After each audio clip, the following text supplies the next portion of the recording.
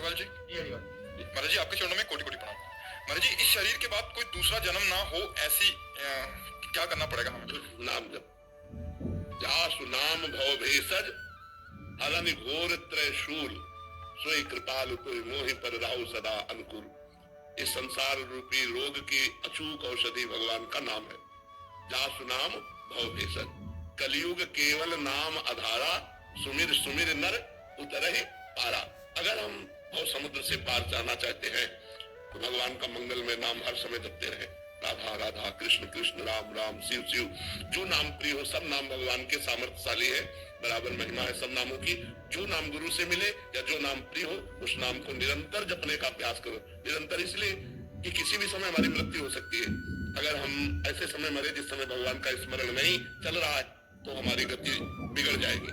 अगर भगवान का स्मरण करते हुए मरे तो भगवान की निश्चित प्राप्ति होगी। इसलिए कलयुग में नाम जप की बहुत बड़ी महिमा है।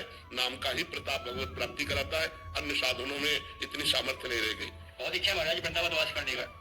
अब देख लो आपके पास अर्थव्यवस्था हो, क्योंकि वृंदावन अर्थव्यवस्था बहुत चाहिए। देख लो अपने अनुसार अपने सामर्थ्य को देख लो। कृष्णा जी, राधे राधे महाराज जी। राधे राधे महाराज जी। महाराज जी, मुझे नकारात्मक ऊर्जा पे विश्वास करना चाहिए या नहीं? तो निगेटिव तो इतना चली जाएगी कि डिप्रेशन में पहुंचा देगी।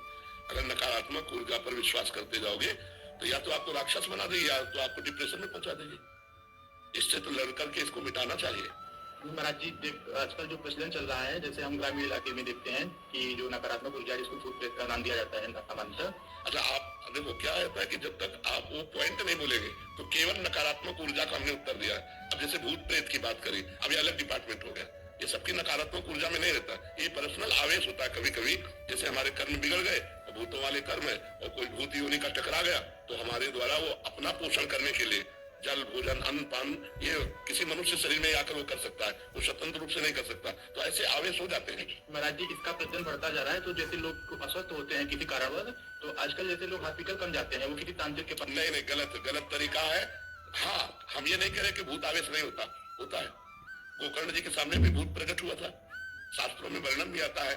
तो भूत आवेश होता है। अगर भूत आवेश है और किसी ऐसे के पास जाया जाए और ठीक हो रहा है तो बात अलग है। लेकिन सर में दर्द, पेट में दर्द, चक्कर आना और कई प्रकार के रोग हो सकते हैं। सबको भूत आवेश साबित करना ठीक नहीं है। उसको डॉक्टरों से जांच करानी चाहिए। अगर डॉक्टरों की जांच में वो बात नहीं आती है और फिर ऐसा है, हमें तो विश्वास भगवान के नाम पर है।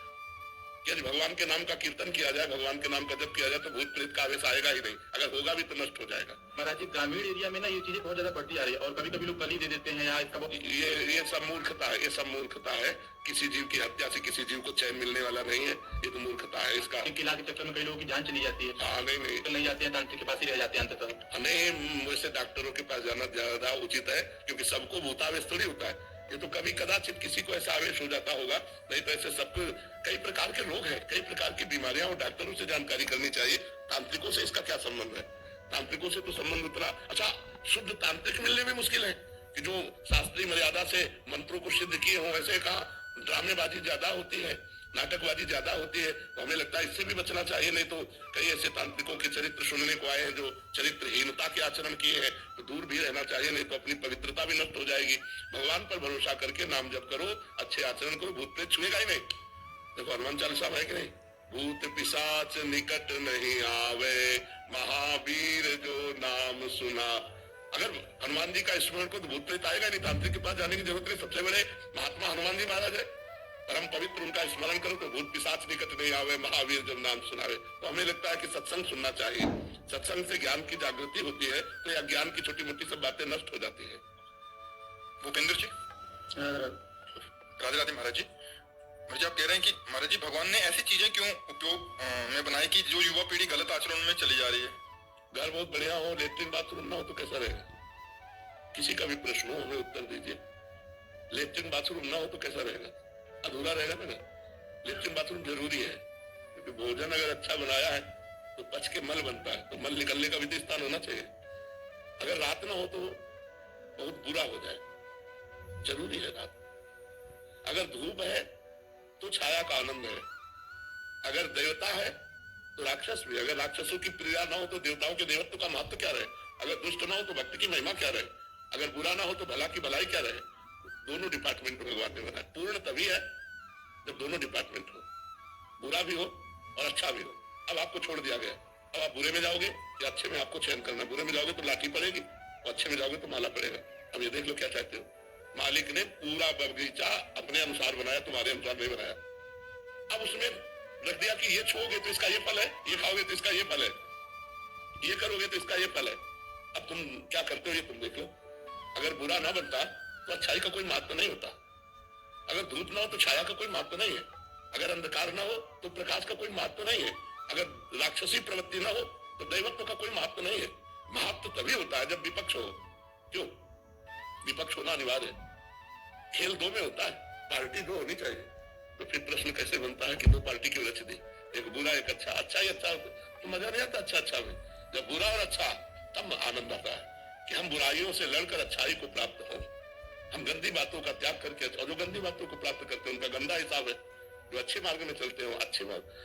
अब आज हमारे समाज को जो सुधारने की बात है वो दो से सुधरती है, शास्त्र और संतजन। क्योंकि ये खाना चाहिए, ये नहीं खाना चाहिए, ऐसे बैठना चाहिए, ऐसे करना चाहिए, ये शास्त्र जानते हैं। भगवान की आज्ञा शास्त्र है और शास्त्र को संतजन जानते हैं। तो संतों के द्वारा शास्त्र की बातें जब समाज में जाएंगी तो हमारी नई पीढ़ी सुधरेगी। आप ऐसा नहीं कह सकते कि अब इस समय सुधार में नहीं। अब सब सुधार में तो नहीं होंगे। जहां जहां तक बात पहुंच रही है, जो बात को मान रहे हैं, तो हमें लग रहा है लाखों नवयुवक सही मार्ग की तरफ चल रहे हैं, लाखों। क्योंकि रविवार को हम देखते हैं, शनिवार रविवार को 100% में 20% माता बहन और बच्चे और बूढ़े और 80% नौजवान, कृष्णा शरणम से लेकर राधा केली कुंड तक। तो क्लबों में झूमने वाले नौजवान राधे राधे करके झूम रहे हैं और मांस और मदिरा छोड़ रहे हैं। तो ऐसा नहीं कि सुधार नहीं हो रहा है, तो सुधार हो रहा है, पर चाहिए सुधारने के लिए हमारे अंदर समाज की प्रियता, समाज का मंगल, समाज का कल्याण की भावना हो और हमारे शब्द समाज तक पहुंचे तो समाज का निश्चित कल्याण होगा। तो भगवान ने बुराई बनाई है।